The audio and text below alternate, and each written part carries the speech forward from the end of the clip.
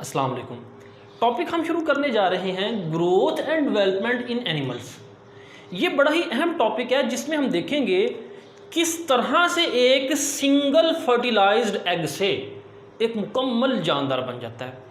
इसमें सबसे पहला स्टेप है एम्ब्रियोलॉजी। स्टूडेंट्स, एम्ब्रियोलॉजी कहते हैं एम्ब्रियो की स्टडी। अब ये एम्ब्रियो क्या चीज़ है? जो सबसे पहले मेल स्पर्म और फीमेल एग के मिलने से बनता है जाइगोट। जाइगोट डिवाइड होके सेल का गुच्छा बनाता है जिसे हम कहते हैं एम्ब्रियो। अब एक एम्ब्रियो से मुकम्मल जानदार बनने के दरमियान जो मराहिल आते हैं उसकी स्टडी को हम कहते हैं एम्ब्रियोलॉजी। मसलन ये आपके पास एम्ब्रियो है, इस एम्ब्रियो से एक मुकम्मल जानदार बनना है, अपने पेरेंट की तरह, जिस तरह वालदैन हैं उनकी तरह का एक जानदार बनना है। तो एम्ब्रियो से मुकम्मल जानदार बनने के दौरान ये जिन जिन स्टेजेस से गुजरेगा उन स्टेजेस के मुताले को, उनकी स्टडी को हम कहते हैं एम्ब्रियोलॉजी। यानी study of growth and differentiation. Differentiate कहते हैं, देखिए एक सेल है, उसी सेल से जिस्म के मुख्तलिफ सिस्टम बनते हैं। स्किन सेल बनते हैं, digestive system, respiratory system, blood cells. तो किसी भी जानदार की ग्रोथ और उसके सेल की डिफ्रेंशिएशन की स्टडी को अंडरगोन बाय एन ऑर्गेनिज्म, यानी जो जानदार में होती है, in the course of its development. Course कहते हैं रास्ते को, यानी उसकी डेवलपमेंट के दौरान जो उसके अंदर ग्रोथ एंड डिफ्रेंशिएशन हो रही है उसको हम कहते हैं एम्ब्रियोलॉजी। अब उस डिफ्रेंशिएशन में होता क्या है? फर्टिलाइज्ड एग से complex independent like his parent, यानी फर्टिलाइज्ड एग से एक कम्प्लेक्स जानदार बनता है। लेट्स सपोज ये फर्टिलाइज्ड एग के बाद ये जाइगोट और जाइगोट से एम्ब्रियो बन गया। एम्ब्रियो से अब ये complex independent like his parent, यानी पेरेंट की तरह इसका चेहरा है, इसके हाथ हैं, बाजू, टांगे, अंदरूनी अज़ा। तो ये फर्टिलाइज्ड एग से पेरेंट की तरह का जानदार जो बना है, इस यहाँ तक की स्टडी को हम कहते हैं एम्ब्रियोलॉजी। अब स्टूडेंट्स यहाँ पे उसके बाद अब एम्ब्रियोलॉजी में क्या होता है? उसकी डेवलपमेंट भी होती है। डेवलपमेंट क्या है? ऑर्डर्ड सीक्वेंस, ऑर्डर तरतीब शुदा sequence of irreversible steps. Irreversible कहते हैं जो वापस नहीं हो सकते। मसलन ये जानदार बड़ा हुआ है, मज़ीद बड़ा हुआ, मज़ीद बड़ा हुआ, अब ये वापस छोटा नहीं हो सकता। डेवलपमेंट के जो स्टेप्स हैं वो इरिवर्सिबल हैं। और दूसरी बात, वो ऑर्डर्ड हैं, तरतीब है उनके अंदर। मसलन सीढ़ियाँ हैं, सीढ़ियों के 10 स्टेप्स हैं। ऐसा नहीं हो सकता कि आप पहले 5वां स्टेप चढ़ें, फिर पहला, फिर 8वां, फिर तीसरा, नहीं, बल्कि आपको पहला चढ़ना पड़ेगा, फिर दूसरा, फिर तीसरा। बिल्कुल इसी तरह डेवलपमेंटल स्टेजेस में सबसे पहले एक स्टेप आता है, वो मुकम्मल होता है तो फिर अगला स्टेप आता है, फिर अगला स्टेप आता है। तो ये एक तो ऑर्डर्ड सीक्वेंस और दूसरा irreversible. Each step setting the conditions for next step.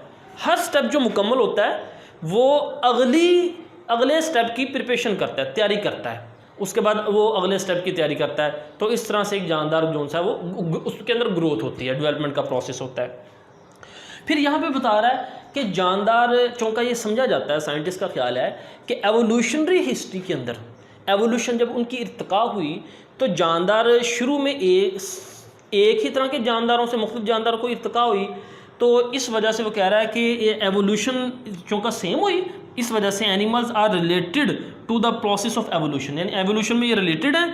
इसी वजह से उनके जो एम्ब्रियोलॉजिकल डेवलपमेंट के जो स्टेजेस हैं वो भी सिमिलर हैं, यानी कुछ ना कुछ सिमिलैरिटीज़ हैं। Have similarities in the form and development, यानी उनकी एम्ब्रियोलॉजिकल डेवलपमेंट में कुछ सिमिलैरिटीज़ हैं। मिसाल के तौर पर देखें, हम यहाँ पे मुख्तलिफ जानदार हैं जिनकी एम्ब्रियोलॉजिकल डेवलपमेंट के स्टेप देख रहे हैं। अब ये एक शार्क का, या यहाँ पहला, दूसरा और तीसरा, ये वाला जो है ये एक शार्क का एम्ब्रियोलॉजिकल डेवलपमेंट के स्टेजेस हैं। ये लिजर्ड चिकपली के हैं, ये चिकन के हैं आप देख रहे हैं, ये पिग के हैं और ये ह्यूमन के हैं। तो इनमें कुछ ना कुछ मॉर्फोलॉजिकली सिमिलैरिटीज़ हैं। मसलन स्टार्ट में देखें तो तमाम के अंदर जो टेल है वो बन रही है। ह्यूमन के अंदर आस्ता आस्ता टेल जो सी है वो रिड्यूस हो रही है, कम हो रही है, लेकिन लिजर्ड के अंदर और ये शार्क के अंदर वो टेल ज़रा ज़्यादा बढ़ रही है। तो ये एम्ब्रियोलॉजिकल स्टेजेस में कुछ ना कुछ इनके अंदर सिमिलैरिटीज़ मौजूद हैं। अब हम देखते हैं कुछ बेसिक इवेंट्स जो तमाम जानदारों की एम्ब्रियोलॉजिकल डेवलपमेंट में सिमिलर हैं। अब उसमें हम देखते हैं सबसे पहला इवेंट है गैमेट फॉर्मेशन।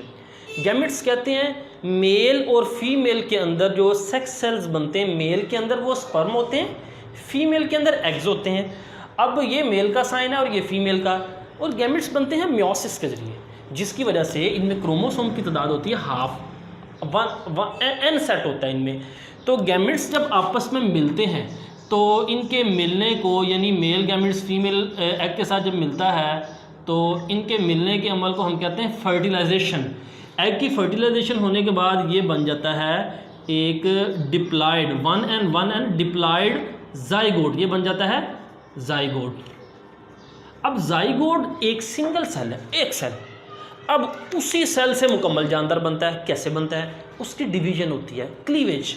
क्लीवेज कहते हैं सेल को डिवाइड होना। मसलन ये एक सेल है तो ये इस पे डिवीजन का अमल शुरू हो जाता है, 1 से 2, 2 से 4, 4 से 8, 8 से 16।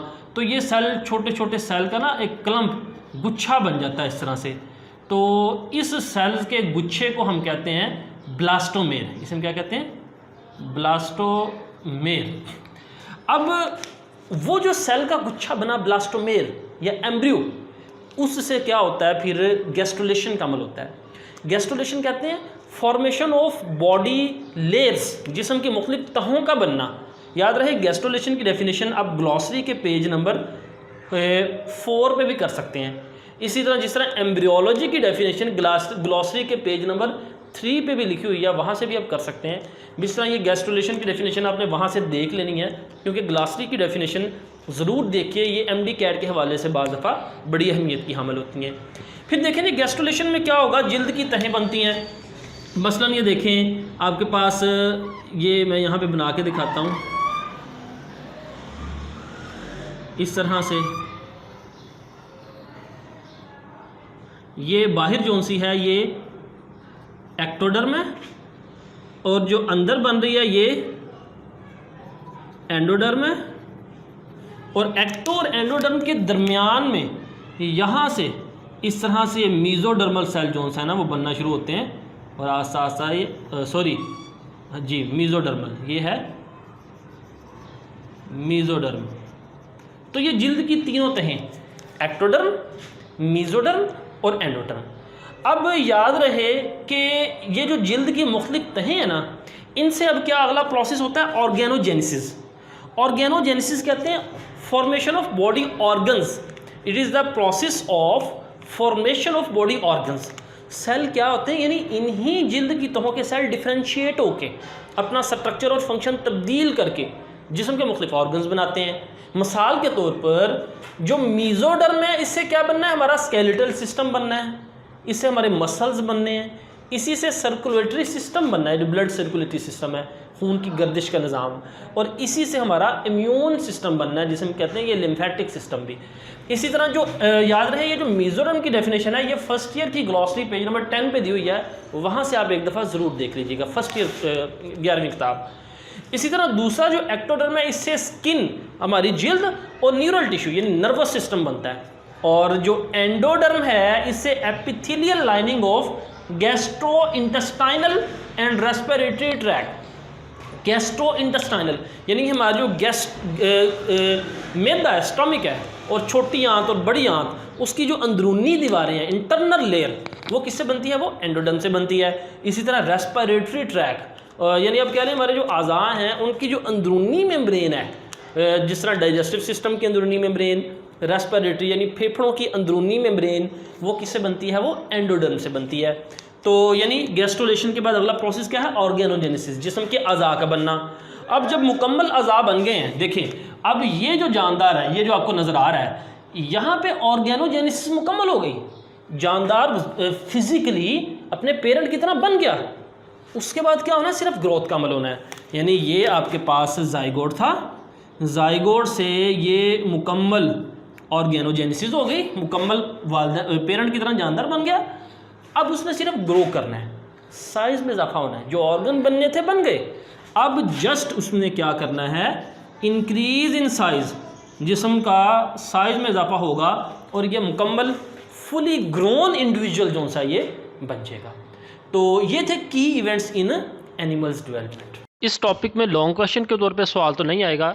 ये डेफिनेशन बनती है डिफाइन एम्ब्रियोलॉजी, ये नंबर 1 से नंबर 1 तक, और इसी तरह ये एम्ब्रियोलॉजी की definition glossary page number 3 definition number 19 भी आप कर सकते हैं। और इसी तरह जो डेवलपमेंट की डेफिनेशन है ये भी ग्लॉसरी के पेज नंबर 3 पर ही मौजूद है। उसके बाद हम बात करते हैं, दूसरा शॉर्ट क्वेश्चन है write broad outline of early stages और इन लिस्ट की events of development in animals. तो ये नंबर 2 से नंबर 2 तक ये जो इसके डेवलपमेंट के इवेंट्स हैं बस यही आपने लिखने होंगे, इनकी इन लिस्ट करना होगा। फिर क्वेश्चन नंबर 3 बनता है डिफाइन ऑर्गेनोजेनेसिस।